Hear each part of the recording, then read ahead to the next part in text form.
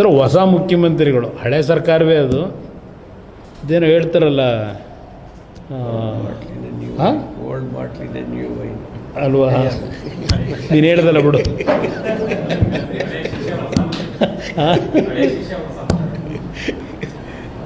ಆ ರೀತಿ ಹೊಸ ಮುಖ್ಯಮಂತ್ರಿಗಳು ಬಂದ ಮೇಲೆ ಅವರ ಪ್ರತಿದಿನದ ಕಾರ್ಯವೈಖರಿಗಳನ್ನು ಗಮನಿಸ್ತಾ ಇದ್ದೇವೆ.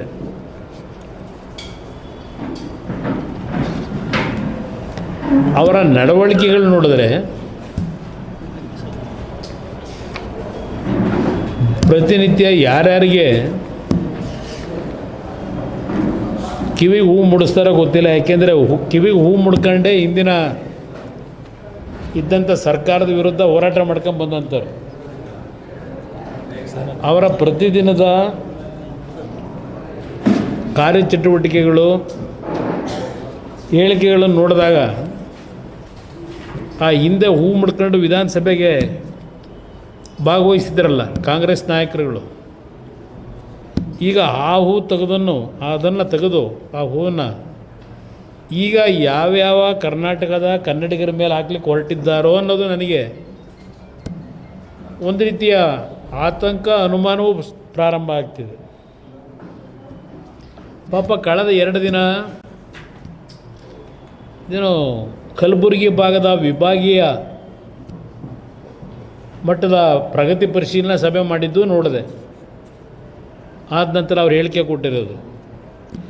ನಿನ್ನೆ ದಿನ ಬೆಳಗಾವಿಗೆ ಹೋಗಿ ಇಲ್ಲಿ ಕರ್ನಾಟಕದ ಕೆಂಗಲ್ ಹನುಮಂತೇರು ಕಟ್ಟಿರ್ತಕ್ಕಂಥ ವಿಧಾನಸೌಧದ ಹೆಬ್ಬಾಗಿಲಿಗೆ ತಲೆ ಮುಟ್ಟಿ ನಮಸ್ಕಾರ ಮಾಡ್ಕೊಂಡಿದ್ದು ನೋಡಿದ್ದೆ. ಈಗ ಅಲ್ಲಿ ಸುವರ್ಣಸೌಧ ಅಲ್ಲೂ ಸಹ ನಿನ್ನೆ ಆ ಒಂದು ಹೆಬ್ಬಾಗಿಲಿನಲ್ಲಿ ಪಾಪ ಬಗ್ಗಿ ನಮಸ್ಕಾರ ಮಾಡ್ಕೊಂಡಿದ್ದಾರೆ. ಅಷ್ಟೆಲ್ಲ ದೊಡ್ಡ ಒಂದು ಅವರಲ್ಲಿರ್ತಕ್ಕಂಥ ಬದಲಾವಣೆಗಳು ನೋಡಿದಾಗ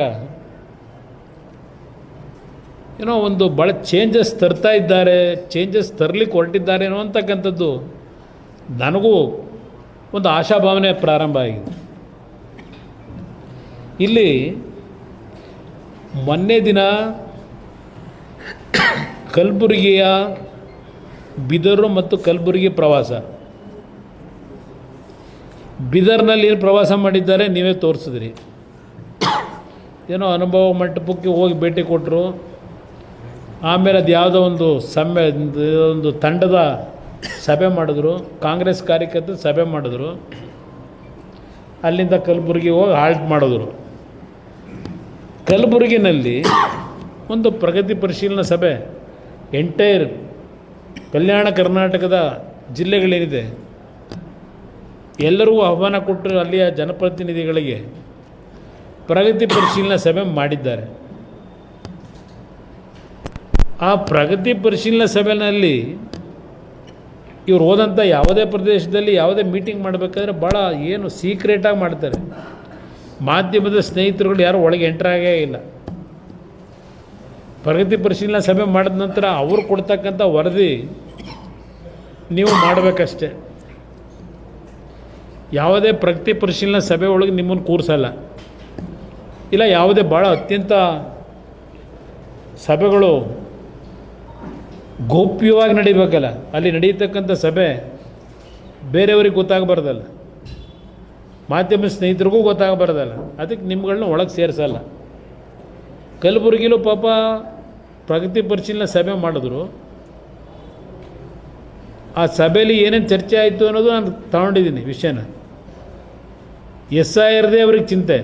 ಅಲ್ಲೂ ಸಹ ಪ್ರಗತಿ ಪರಿಶೀಲನಾ ಸಭೆಯಲ್ಲಿ SIRಗೆ ಸಂಬಂಧಪಟ್ಟಿದ್ದನ್ನೇ ಅಧಿಕಾರಿಗಳಿಗೆ ಏನೇನು ಸೂಚನೆ ಕೊಡಬೇಕು ಕೊಟ್ಟರು.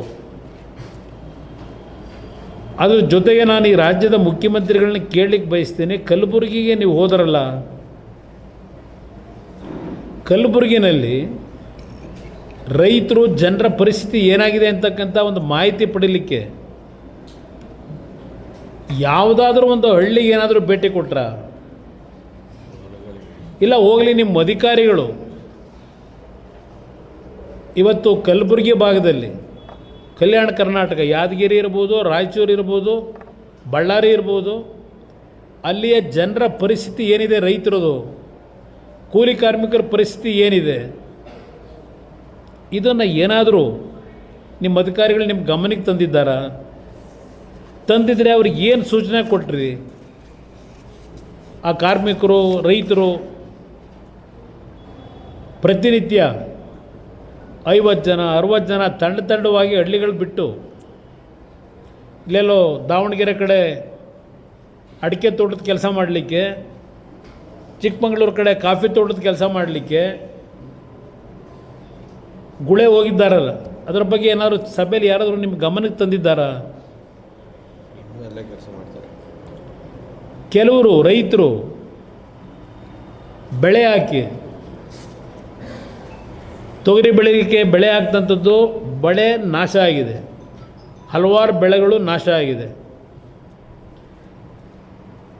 ಅವರಿಗೆ ಊಟಕ್ಕೆ ತೊಂದರೆಯಾಗಿ, ಹಣದ ಕೊರತೆಯಿಂದ, ಆರ್ಥಿಕ ಸಮಸ್ಯೆಗಳಿಂದ ಕೂಲಿ ಕೆಲಸ ಕೇಳ್ಕೊಂಡು ಬೆಳಗ್ಗೆ ಇದ್ದರೆ ಕಲಬುರಗಿಗೆ 50 ಜನ 100 ಜನ ಗುಂಪು ಒಂದು ಹಳ್ಳಿಗಳಿಂದ ಬಂದು ಕಲಬುರಗಿ ನಗರದಲ್ಲಿ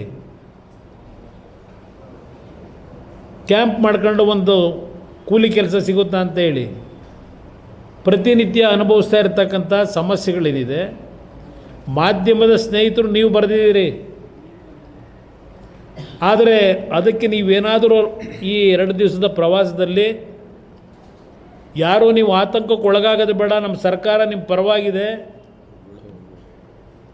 ಎಲ್ಲೂ ಗುಳೆ ಹೋಗಬೇಡಿ. ಏನಾದರೂ ನಿಮ್ಮ ಪ್ರವಾಸದಲ್ಲಿ ಜನತೆಗೆ ಏನಾದರೂ ಒಂದು ಆತ್ಮಸ್ಥೈರ್ಯ ತುಂಬ ಬಂದ್ರೆ